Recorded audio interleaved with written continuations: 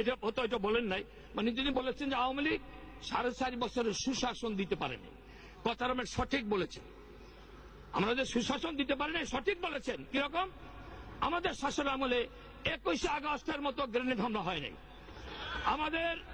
আমাদের শাসন আমলে 17 আগস্ট 63 জেলায় 500 জায়গায় বোমা বিস্ফোরিত হয় নাই। আমাদের শাসন আমলে কিবরিয়া সাহেব, আসরুল্লাহ মাস্টার, তারপর আমাদের ইমাম খুলনার, তারপরে মমতাজ, তারপরে টঙ্গীর হাসানুল্লাহ মাস্টার সহ মঞ্জুরুল ইমাম এইরকম বিএনপির কেউ মৃত্যুবরণ করে নাই। 10টা অস্ত্র আমাদের এই আমলে আসে নাই। সেই দিক থেকে আপনাদের এটা খুব সুশাসন ছিল, চমৎকার সুশাসন ছিল। কারণ আমাদের আমলে আপনাদের শাসন আমলের মতো জঙ্গি উত্থান ঘটে নাই।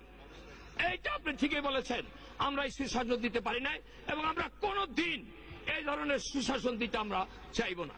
আর যেভাবে হিন্দুদের বাড়িঘর লুট করা, মা বোনের ইজ্জত লুট করা, আমি এটার উল্লেখ করতে চাই না, শুধু আপনার সুশাসনের কথা বলেছি। সুতরাং আমি একটা কথা বলতে চাচ্ছি, বিরোধী দলের নেতা তিনি মনে করেছেন, কারণ আমরা শুনেছি, হয়তো বিএনপির কোন নেতা গল্প করেছে যে 4টা সিটি কর্পোরেশনে বিজয়ের পরে জনৈক নেতাকে জিজ্ঞাসা করেছে বিরোধী দলের নেতা যে কি খবর, আনন্দিত হয়েও না, আমরা কিন্তু বিজয়ী হলেও আমরা শেখ হাসিনার অধীনে নির্বাচনে যাব না। এখন এটাকে গ্রাউন্ডটা কিভাবে করতে হবে মানুষের তো মুখে মুখে, যে আওয়ামী লীগ আমলে তো এই পর্যন্ত ইউনিয়ন ইলেকশন, পৌরসভার ইলেকশন, সিটি কর্পোরেশন ইলেকশন, উপনির্বাচন সবাই অবাধ এবং নিরপেক্ষ হয়েছে।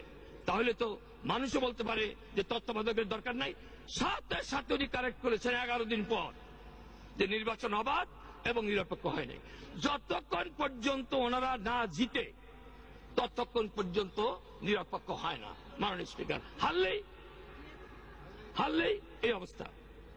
সুতরাং উনি সুশাসনের কথা বলেছে, আমাদের মাননীয় প্রধানমন্ত্রী জবাব দিয়েছেন। একটা দেশের বিরোধী দলের নেতা জিএসপি নিয়ে আমি সেদিন আমার বক্তৃতা বলেছি, তিনি কি বিবৃতি দিয়েছেন, কি লিখেছেন, কিভাবে লবিস্ট করেছেন আপনারা জানেন। আমিও বাণিজ্য মন্ত্রী ছিলাম বিএনপি আমলে। 1 স্টেজ, 2 স্টেজ, 3 স্টেজ, এটাকে বলে derogation of rules of origin. From 1 stage to 2 stage, 2 stage to 3 stage. BNP আমলে জালিয়াতি হয়েছিল, অর্থাৎ আনতে হবে মাননীয় স্পিকার তুলা এনে সুতা বানানো 1 স্টেজ, সুতার থেকে অ্যাপারেল 2 স্টেজ, অ্যাপারেল থেকে তুলা থেকে সুতা থেকে ফ্যাব্রিক্স 2 স্টেজ, ফ্যাব্রিক্স থেকে অ্যাপারেল 3 স্টেজ।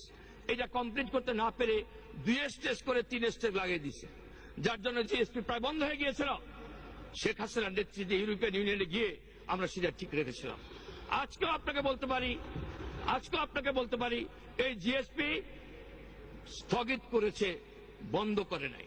ইনশাআল্লাহ এই জিএসপি আবার আমরা মার্কিন যুক্তরাষ্ট্র থেকে আমরা পাবো।